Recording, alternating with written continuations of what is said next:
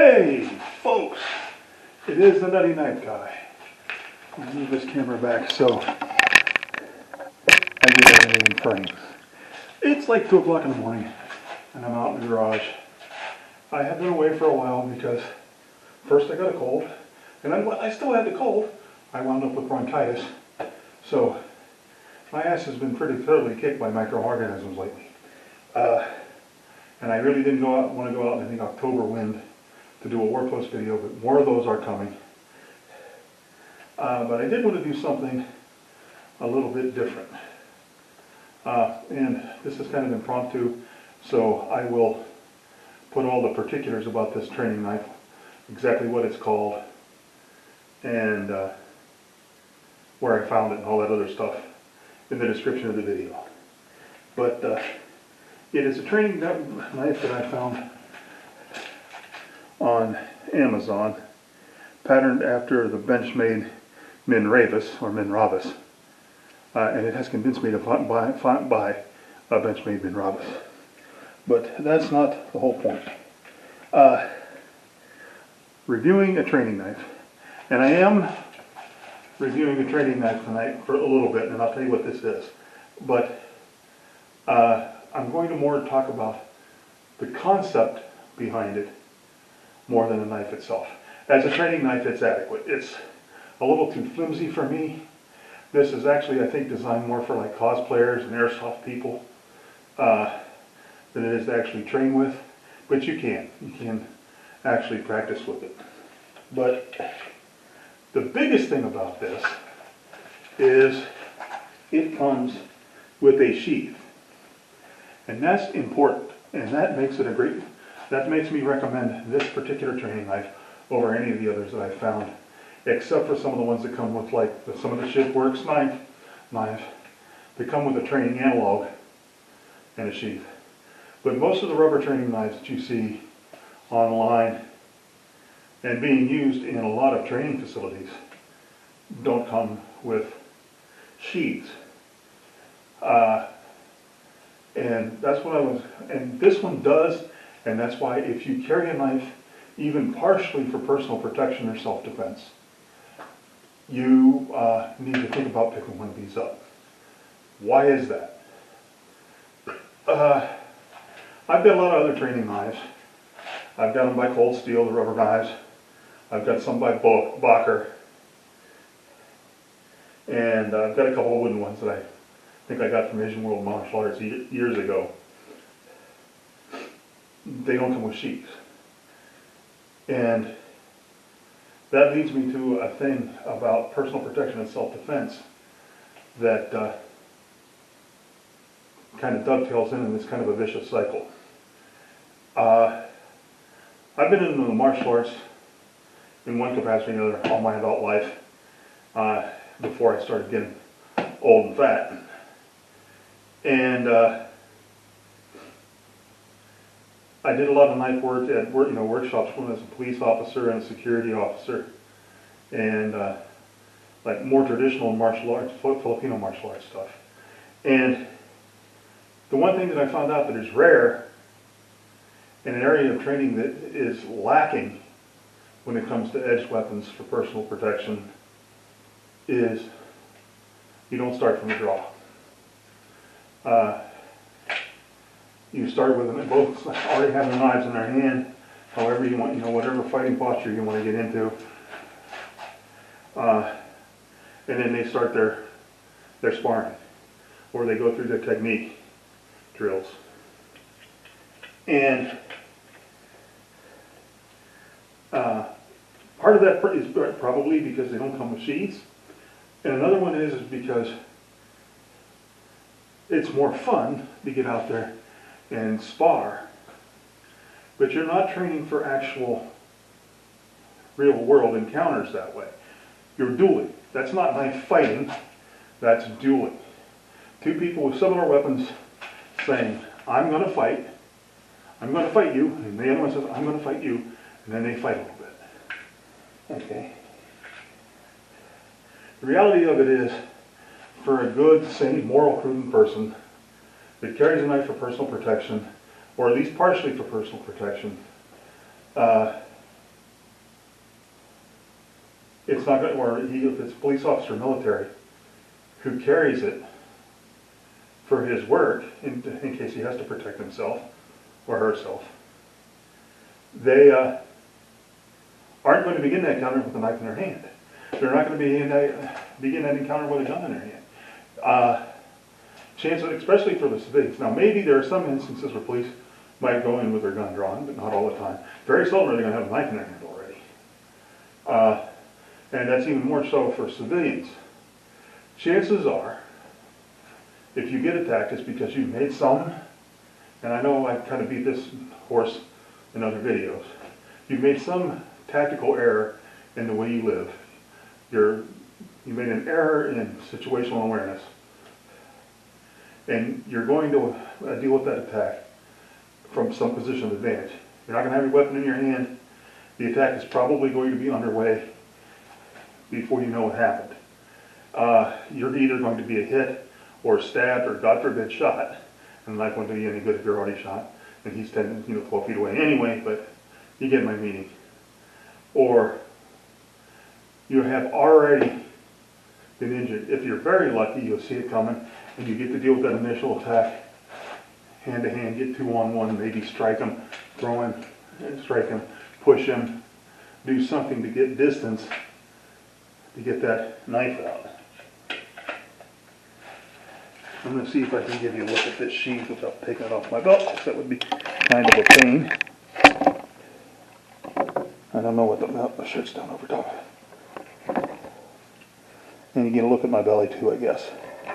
The sheath is basic. The retention is not great, but it is for training and costume, so got to cut it some slack, right? I got off kilter now. Okay.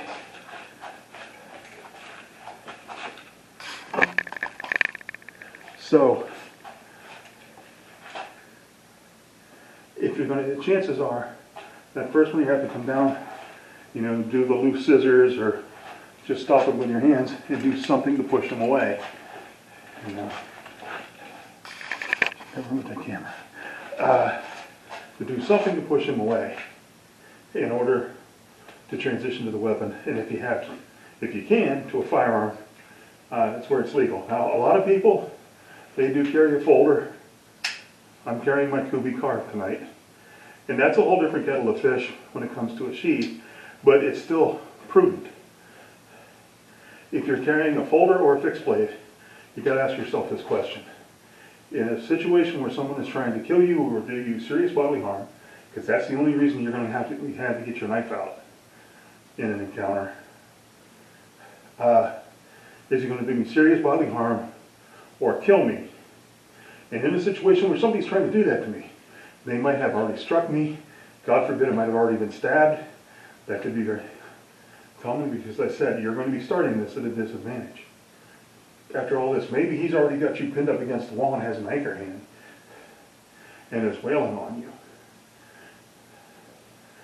Can you get that knife out and put it to work under those conditions? Have you practiced? If you do train some sort of blade art or defensive system, have you practiced making that initial attack, doing that chop, stepping offline, moving that arm out of the hand, and then going to work with your blade, right? And it's the same thing. Can you redirect, check that arm, and deploy that knife? Now you just saw that's one of the reasons that my primary defensive knife is a fixed blade. But you can't always carry a fixed blade because there are states out there where they'll arrest you for thinking about defending yourself effectively.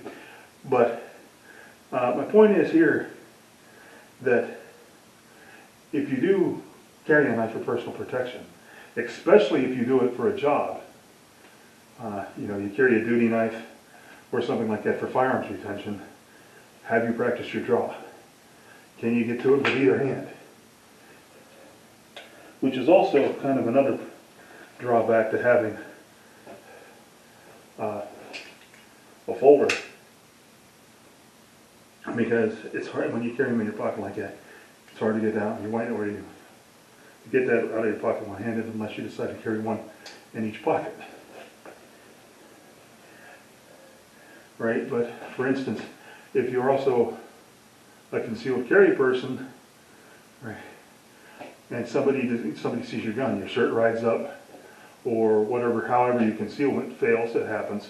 People, and maybe they try, or just in the scuffle, they see you have a gun, they try to get your gun. Can you retain that gun with one hand? Get this out with another. Start cutting his hand, stabbing at his face, and make him let go of your gun. Right now, with most training knives out there, they don't come with a sheath. You can't do that. Right? And you have to be careful training that even with a folder, because most of folders don't have training analogs. So you're either training with a knife with different handling characteristics, a trainer with different handling characteristics than the one you carry, or you risk injury. So yeah, that's what there is. But like I said, I will put the specifics for this thing on the website. Now this took forever. This wasn't Prime. This actually took forever to get here. But it is worth it if you practice this type of thing, or you want to practice this type of thing. Even if you don't go through specific techniques and drills, just doing this over and over again, you know, just something like that. Draw and immediately going in to thrusting, and maybe some slashing. But just drawing and getting the knife moving with either hand. Right? Even if you just practice that, it'll get your muscles used to doing that. So once you initiate that action, you can kind of focus through anything that's been happening. But as I said, I don't have a wall here to get up against. But if somebody's got you pinned up against the wall, the balance is different. Can you get your knife out with either hand? Just something to think about. When I saw this, I jumped on it, because most knives, training knives, don't come with draw stroke. I mean, with a sheath, so you can practice to draw. And think about it. Your knife spends most of the time in your sheath. You don't walk around with it in your hand. Right? So being able to draw this under stress could be a lifesaver. So just a quick one, since I've been away for so long. I wanted to get this done. I've been wanting to do this for a while.